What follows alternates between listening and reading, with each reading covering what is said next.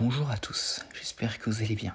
Si vous avez vu la série Star Wars, le livre de Boba Fett, vous n'êtes certainement pas passé à côté d'un certain Wookiee nommé Chrysanthemum le Noir. Et même si ce Wookiee s'est assez bien battu contre les pirates et autres, eh bien sachez qu'une fois, il s'est battu contre un adversaire encore plus puissant, Obi-Wan Kenobi en personne. Et c'est ce que nous allons voir aujourd'hui. Donc tout commence 8 ans après l'épisode 3 et 2 ans avant la série Obi-Wan. Donc à cette époque-là de l'année sur Tatooine, il y avait un événement connu sous le nom de la Grande Sécheresse.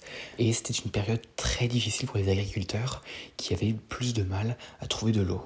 Et donc ce problème impacta également le jeune Luke Skywalker et son oncle et sa tante Owen et Beru Lars. Et dans le même temps, bien sûr, Obi-Wan continue de veiller sur Luke à distance. Mais un soir, Obi-Wan apprend que Luke est allé se confronter seul à des hommes de main de Jabba le Hutt qui avaient volé l'eau de la ferme, car Owen n'avait pas payé la taxe de Jabba. Et donc, en apprenant que Luke est parti se confronter seul à des bandits, il se précipite immédiatement pour aller l'aider. Donc, il tua ainsi les hommes et ramène Luke inconscient chez lui. Un an plus tard, Luke, qui avait eu un accident et s'était disputé avec son oncle et sa tante, avait décidé de fuguer et est parti seul dans le désert. Mais ils ont dans le même temps un problème en approche. En effet, Jabba n'a pas oublié ce qui s'était passé l'année dernière. Et pile à ce moment-là, il rencontre un nouveau chasseur de primes prêt à offrir ses services, Chrysanthemum le Noir. Et Jabba, en croyant que Owen avait tué ses hommes l'année dernière, il décida d'envoyer Chrysanthemum pour le capturer. Donc le Wookiee s'introduit alors chez Lars et enleva alors Owen avant de l'emmener dans le canyon pour le torturer.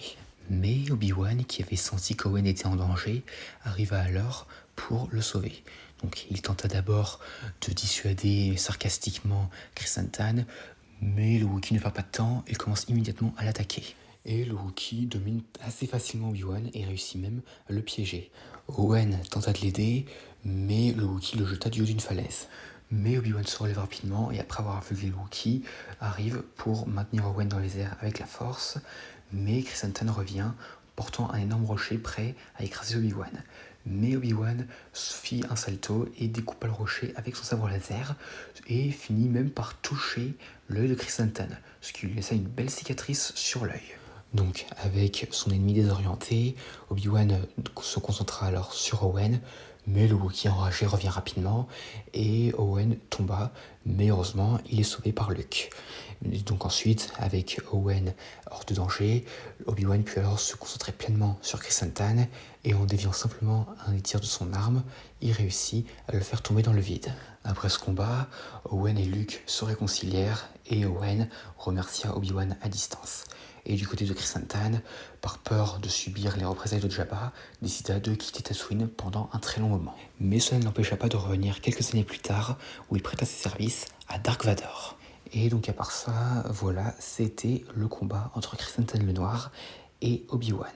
Alors comme on peut le voir, Obi-Wan, il a bien pris cher contre Chrysanthemum là. Parce que déjà, comme on l'a vu, il s'est pris des coups, il s'est fait mordre, enfin, vraiment, faut jamais sous-estimer un Wookiee. Hein. Et en plus de ça, comme on a pu le voir, Chrysanthemum, c'est un art de la discrétion. Hein. On a pu voir comment il a enlevé Owen. Et aussi, alors, j'en vois aussi certains venir. Si Obi-Wan il a pu vaincre Chrysanthemum, pourquoi est-ce qu'il est devenu faible après, quand il s'est retrouvé face à Vador dans sa série, qui chronologiquement se passe après.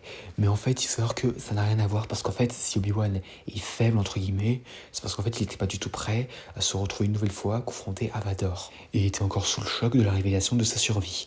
Mais bon, à part ça, on peut voir que, encore une fois, Owen Lars n'est pas un lâche. Car comme on l'a vu, même si lui et Obi-Wan ne s'entendent pas très bien, il a quand même essayé de l'aider pendant le combat. Que ce soit face à un Wookiee ou face à un Inquisiteur, il sait comment agir.